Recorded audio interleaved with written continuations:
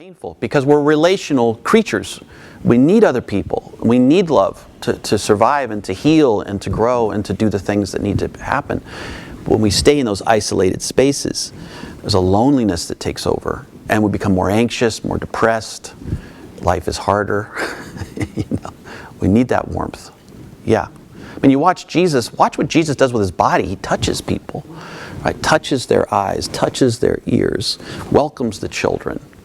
And it's that physical touch that helps our bodies, our nervous systems feel not so alone. We can relax and feel cared for and loved. We need that. And Jesus also is a good listener. You know, a biblical scholar, Mark Yaconelli, said 65% of the time, see, this is how you get to be a biblical scholar. You put things into statistics.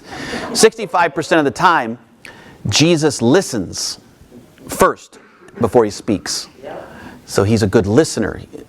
And my guess is that listening was a little bit what you were saying. There's a freedom to it. There's an openness.